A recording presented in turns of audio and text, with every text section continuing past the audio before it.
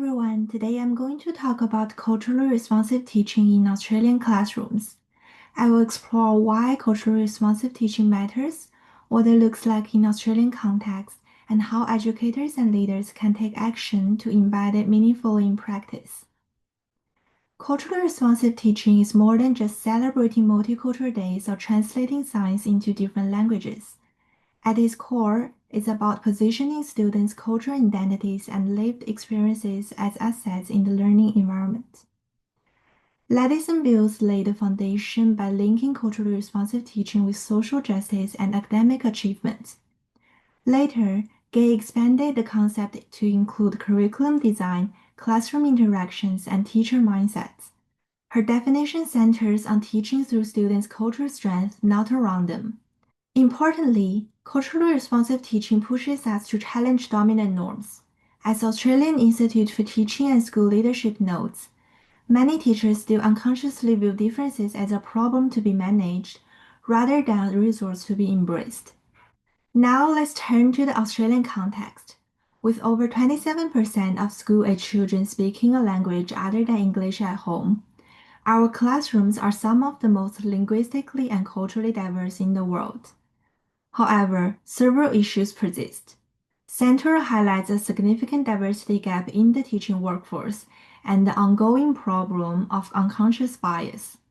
Similarly, Burgess et al. Argue that while schools are expected to embed First Nations perspectives, this often ends up being tokenistic or superficial. Lingard et al. Also critique how our equity policies lean too heavily on equality of opportunity, ignoring deeper issues of redistribution and cultural recognition. This disconnect is a missed opportunity to harness students' identities as sources of knowledge and engagement. On the bright side, initiatives like the Aboriginal and Torres Strait Islander cross-curriculum priority in the Australian curriculum offers a structured pathway forward. It implemented meaningfully. As Mills and Gale remind us, culturally responsive teaching has the power to transform not just classrooms, but the entire school culture toward justice and inclusion.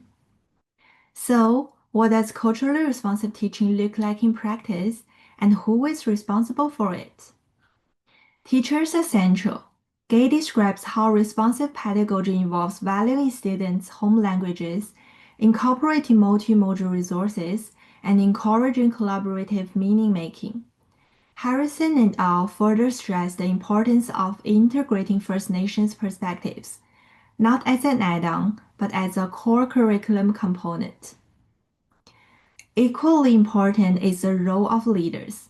Shields advocates for transformative leadership, leadership that challenges inequality and centers social justice. Harris and Carrington et al. Highlight distributed leadership, where families, communities, and students themselves as part of decision-making. Australian Institute for Teaching and School Leadership emphasized that both teachers and leaders must reflect on their own cultural positioning, something many educators overlook. Culturally responsive teaching is not a checklist. It's a mindset shift that requires professional courage. To move forward, we need more than token gestures. As Booth and Roy suggest, culturally responsive teaching must be embedded deeply into curriculum, pedagogy, and assessment.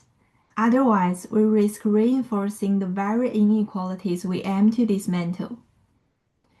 Practical strategies include building authentic partnerships with culturally and linguistically diverse families. These are not one-off meetings, but long-term relationships based on mutual respect and listening.